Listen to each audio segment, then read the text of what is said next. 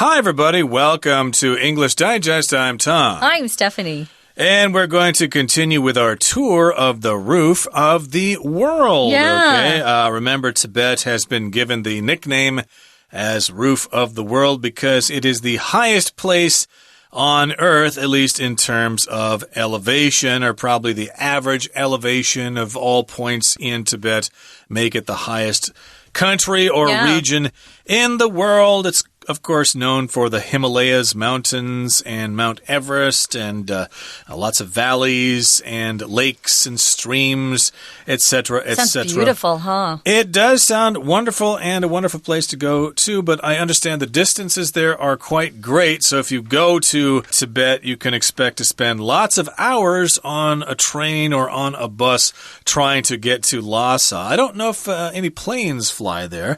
I'm not quite sure. Can planes fly in elevations so high? Is there enough air to keep them in the air, you know? No idea. Because I understand You're asking that, me? I don't fly planes. Yeah, well, because I understand that sometimes when they have to rescue climbers on Mount Everest, the air is too thin for helicopters to go up there. So I don't know, but I would assume that airplanes can fly to Tibet. But but airplanes have pressurized air inside. Well, that's inside, but I'm talking about enough air to actually keep the plane in the air, you know, because you need the air to go over the wings and stuff like that. But in any case, that's another question that's not really covered in today's lesson. No. So, let's talk instead about going on a tour of Tibet.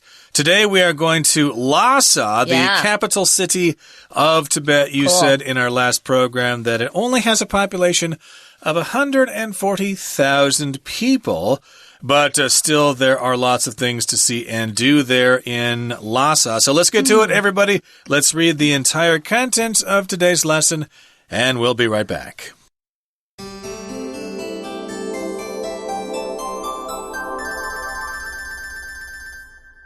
Once the train arrives in Lhasa, visitors are treated to one of its most jaw-dropping sights, Potala Palace, located on top of Marpo Ri, the Red Hill. Construction on Potala Palace began in 1645 on the orders of the 5th Dalai Lama. It has two main parts, the Red Palace and the White Palace. Now a museum, Potala is full of beautiful murals that tell the story of Tibet, as well as ancient caves and shrines where previous Dalai Lamas went to meditate. Back in the city, tourists have a chance to sample some traditional Tibetan food and drink. One of the most famous is butter tea, a cornerstone of Tibetan life. The tea is made with yak butter and salt, and the leaves can be boiled for up to half a day before the tea is added to the butter and churned in a tall vessel. Those looking for a stronger drink can try chong, an alcoholic beverage made from barley. Traditionally, after each of the 3 sips, the guest's cup should be refilled, after which the guest should drink the whole cup. In addition to using yak milk and butter, Tibetans eat yak meat, which is tender and juicy. It can even be eaten raw, straight off the bone. Furthermore, yak's hair is used to make ropes, tents, and clothing. Interestingly, yak dung doesn't emit unpleasant odors and actually serves as an excellent fuel.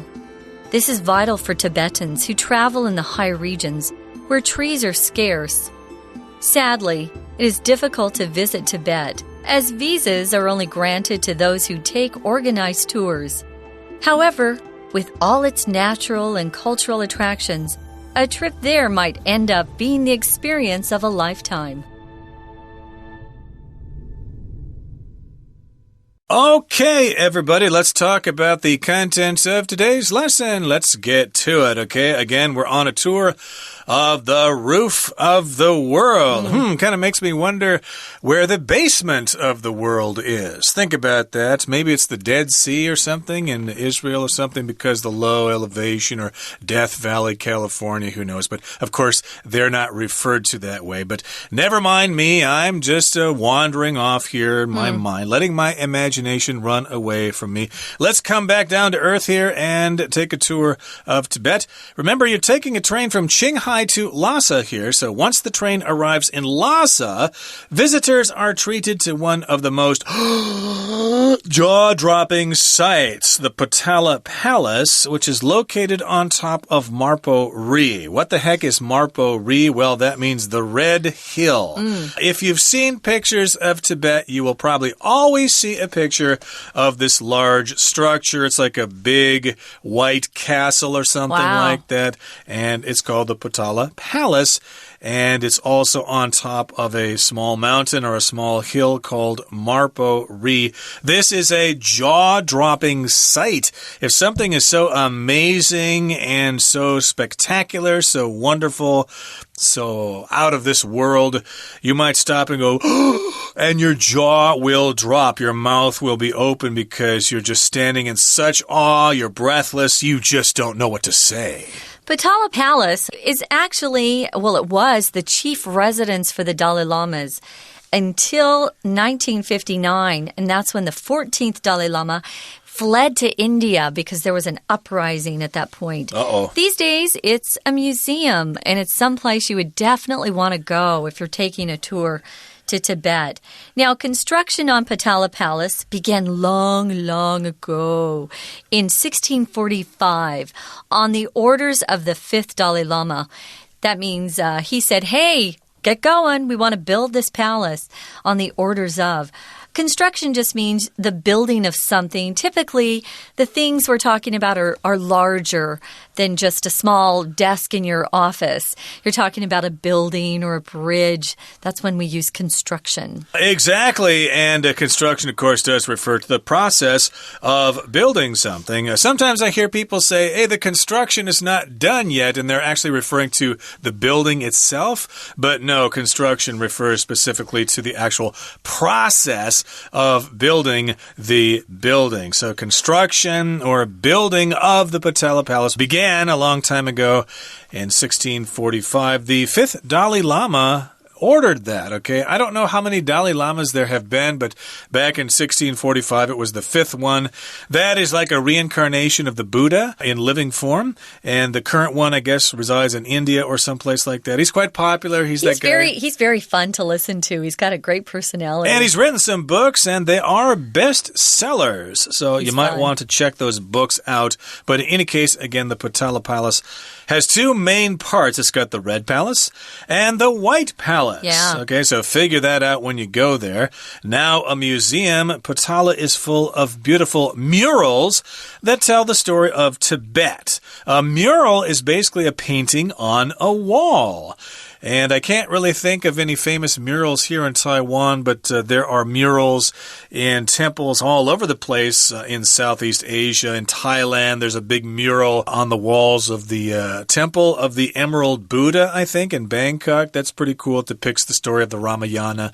But in this case, we've got murals at the Potala Palace here, and they depict or tell the story of Tibet. So hopefully they have some translation there, and you can get a history lesson while looking at those murals at the same time. Now, also it goes on to say, as well as, or it also has ancient caves and shrines where previous Dalai Lamas went to meditate. Meditation is part of Eastern religions, Buddhism, Zen Buddhism, Hinduism. They all feature some kind of meditation. In Western religions like Christianity and Islam, we tend to pray more. There's prayer involved with those, but in Buddhism, there's a lot of meditation, which means you just kind of sit silently and I guess you concentrate on your mantra or something like that, or you try to empty all your thoughts or something like that. There are different ways of doing meditation.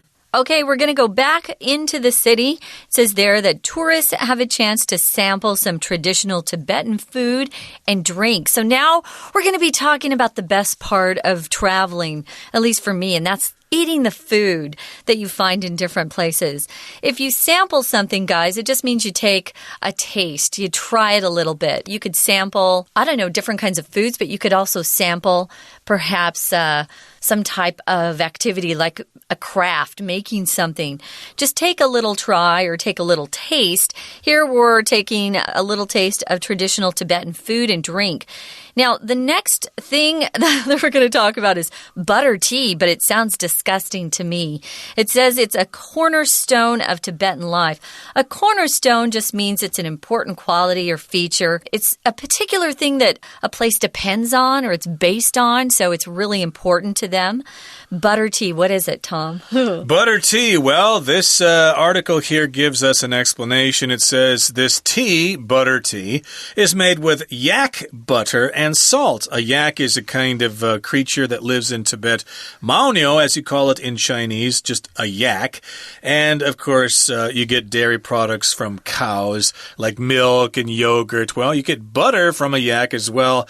And then you mix salt in there. And then the tea leaves can be boiled for up to half a day before the tea is added to the butter and then churned in a tall vessel. So I guess you have to remember that water boils at a lower temperature in Tibet because of the elevation. So maybe because the water isn't so hot when it boils there. I understand that Tibetans actually drink their tea when it is boiling because it's not so hot up there. It boils at a lower temperature. And when the Tibetans go down to India, sometimes they forget about that. Oh, and they drink the boiling tea there and they burn their mouths. Yeah. But in any case, that might have to do with the process of preparation here. Boiling the tea for up to half a day, which is a long time. And then the butter is churned. The word churn here just means you kind of take something that's sort of hard like butter and you just kind of stir it up, I guess, until it's softer. Yeah. That's right. So, and then they put it into something we're calling a tall vessel. Vessel is a container that you can put liquids in. So instead of saying a tall glass or a tall flask, they're saying a vessel here. So you can learn a new word, a vessel, a hollow container that's used to hold liquid. So we're going to continue talking about what they drink. But first, guys, we're going to listen to our Chinese teacher. Hello everyone, my name is Tina. 我们来看一下今天课文的第一个句子。Once the train arrives in Lhasa, visitors are treated to one of its most jaw-dropping sights, Potala Palace, located on top of Marpuri, the Red Hill.我们首先来看到，当火车一抵达拉萨首都的时候呢，观光客最惊人的景致之一就会看得到这布达拉宫。首先我们来看一下这个形容词 jaw-dropping， 我们常常讲到 one's jaw drops， 也就是有讲到某个人下巴掉下来，就代表非常吃惊的意思。到了布达拉宫，它就位于在这个马布日山的顶端。而在第一段的最后一句提到 Now a museum, Potala is full of beautiful murals that tell the story of Tibet.as well as ancient caves and shrines where previous Dalai Lamas went to meditate. 而现在呢，布达拉宫是一个博物馆 museum， 充满了非常多美丽的壁画。在英文里面 murals 代表的呢就是壁画的意思。这些壁画呢叙述着这个吐蕃的故事，同时还会看得到这些 ancient caves and shrines， 这些古老的洞穴跟神龛。Meditate 就是有沉思跟冥想的意思。如果要针对某件事情来冥思冥想，你就可以说 meditate on something。它的名词 meditation 也是一个常见的用法。而到这个地方，当然要尝一尝他们的 traditional food and drink。首先要看到第二段中间提到的是酥油茶 butter tea. The tea is made with yak butter, and salt, and the leaves can be boiled for up to half a day before the tea is added to the butter and churned in a tall vessel. 这种酥油茶是用牦牛的奶油跟盐巴所制成的，那么会在茶上加入奶油，然后一直搅打，在这里用的搅拌就用 churn 这个动词，而呢这个茶叶会一直煮上 for 后面加上时间 up to 高达呢可能是半天要煮的这么久，然后再加上奶油再一直搅动。而这里的 tall vessel 当作名词指的是容器器皿的意思，另外一个 vessel 常见的用法是解释成为船舰的意思。We're going to take a quick break. Stay tuned. We'll be right back.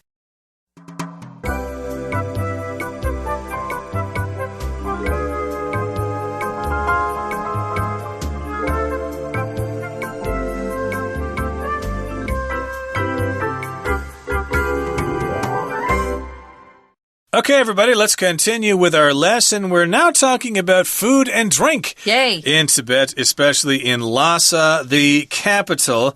We just talked about the cornerstone of Tibetan culture, butter tea. It actually sounds interesting. I would like to try it myself. Well, those looking for a stronger drink can try chang, which is an alcoholic beverage made from barley. Something stronger. Oftentimes, if we say something stronger, that does imply that it is alcoholic. And you could get drunk. You could get drunk if you drink too much of it. And it's called chang. Trevor told me what it is in Chinese before the program, but now I forgot what it was in Chinese. But in any case, it is an alcoholic, or I should say, an alcoholic beverage made from barley. Barley, of course, is a type of grain which is used to make beer, damai in Chinese. Alcoholic means it's got alcohol in it, like beer is an alcoholic beverage.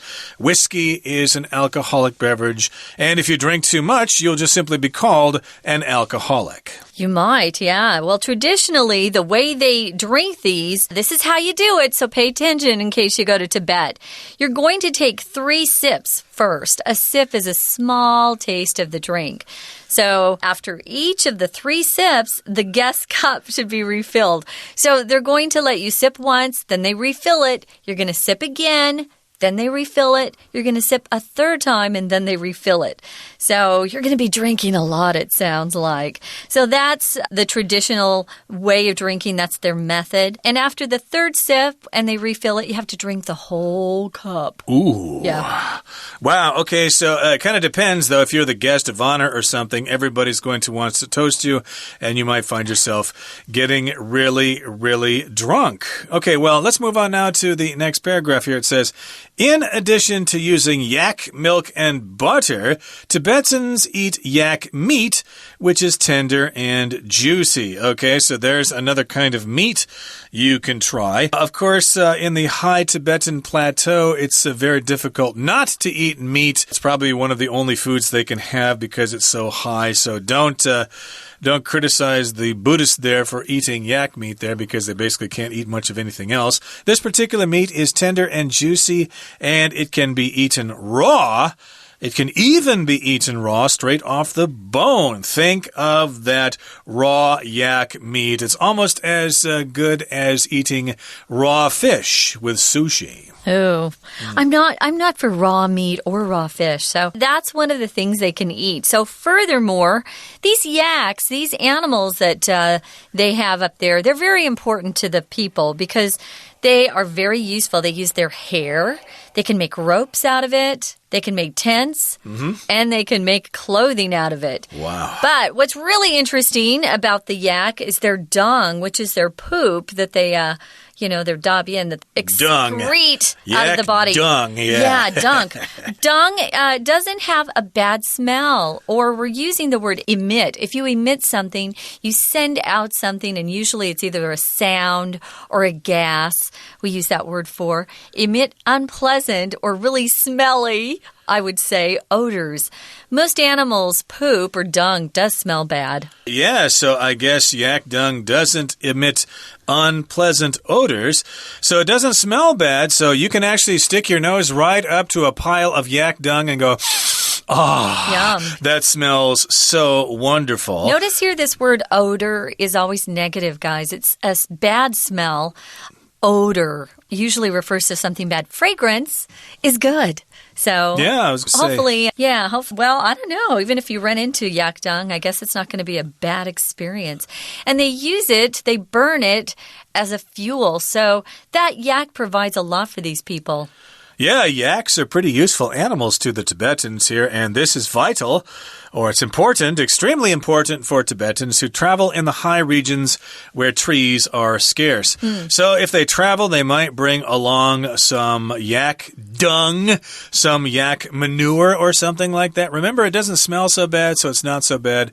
And then they camp outside under the stars or something like that, and they make a campfire using this dung, or they use it to heat up their food or whatever. Well, think about it. You know, they have to use the dried dung to build a fire. And then they're cooking their meal on that smell. So if it really was stinky, if it smelled bad, the food would smell bad too.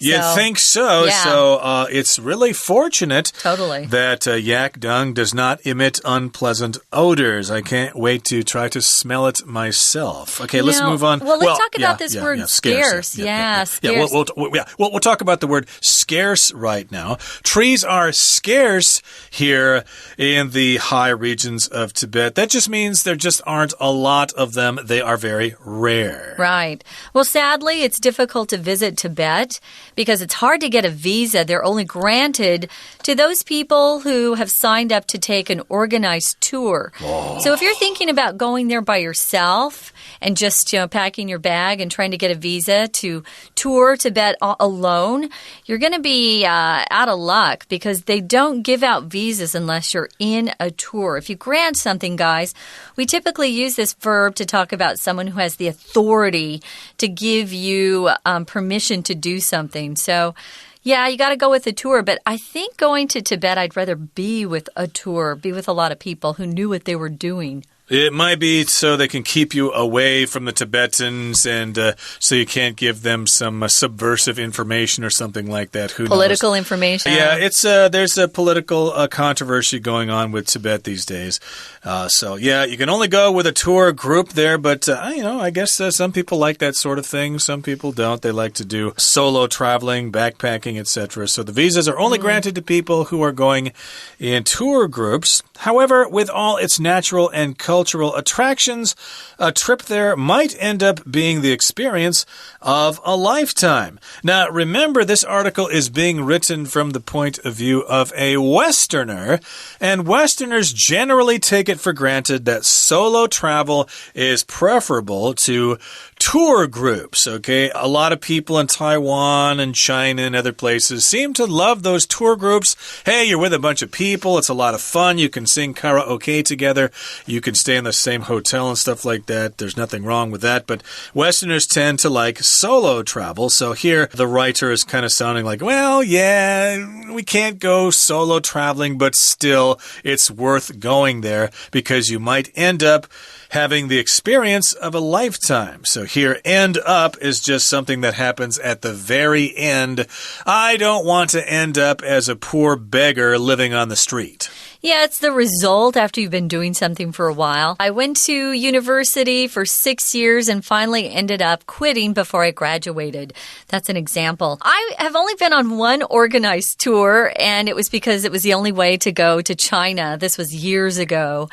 And I don't like organized tours because they seem to not give you enough time at the places that are beautiful that you want to look at.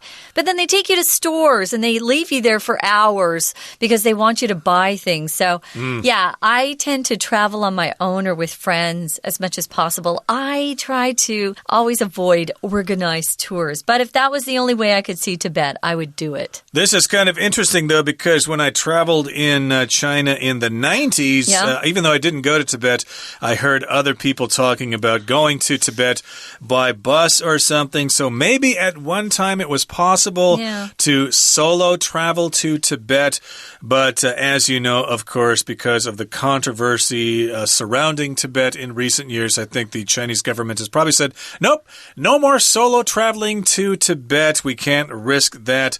You can only go to Tibet if you're with government-approved tour groups. So the tour guide probably doesn't let you talk to local Tibetans or anything like that. Oh, no. You got to come back over here with a group. We're eating over here. You can't talk to those people over there. I'm guessing it's like that. Yeah, when I went to China, and it was a while ago, when the tour guide figured out I could speak Mandarin, which I was trying to talk to people in China, she told me, you cannot talk to anyone.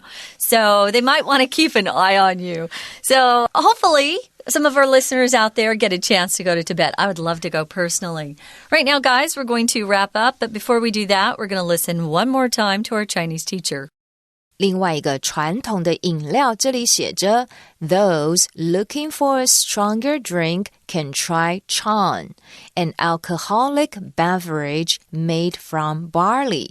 另外一个称之为青稞酒，它是一种 alcoholic beverage, 含有酒精的饮料 made from barley, 是由大麦所制成的。Alcoholic 当作形容词，解释成为含有酒精的。同样的拼法当作名词，则是有酗酒者的意思。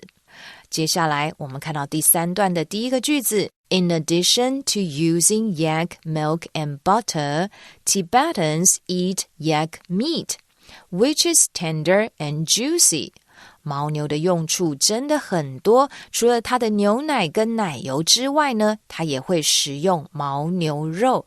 这里怎么来说明呢？它的肉是非常的 tender and juicy。 Tender 在这里当作形容词，是指很嫩的、很柔软的，所以我们也可以说tender blossoms, 解释成为很娇嫩的花朵的意思。除此之外，在这里呢，这一段的中间后面还提到 Interestingly, yak dung doesn't emit unpleasant odors and actually serves as an excellent fuel. 它呢，不管是它的肉、它的牛奶或奶油毛发，有趣的是，所以在这里用的是 interestingly, 它的粪便呢，还可以用来当作是燃料，因为它不会发散出不好闻的气味。 Emit 当作动词，就有散发、发出的意思。举个例子来说，烟囱向空中散发出浓烟，我们就可以说 The chimney emitted thick smoke into the air. 看来牦牛的用处真的非常多。最后一段最后一句提到 However, with all its natural and cultural attractions, a trip there might end up being the experience of a lifetime. 如果你有机会到此一游，就会是你一生当中难忘的经验。最后我们要提到这个片语 end up, 结果会是怎么样？后面可以加名词，譬如说 end up the winner, 结果他是一个冠军。既然加名词，碰到动词就可以用 VING 的形式。也常常看到 end up 后面加上介系词片语，像是 end up in jail, 到最后入狱被关起来了。OK, 以上呢就是今天的课文讲解，谢谢收听。Thanks for joining us, guys. We hope you learned a lot more about Tibet than you knew before, and that you also learned some great words and phrases. Thanks for joining us. We hope you come back soon for English Digest. I'm Stephanie. And I'm Tom. Goodbye. Bye.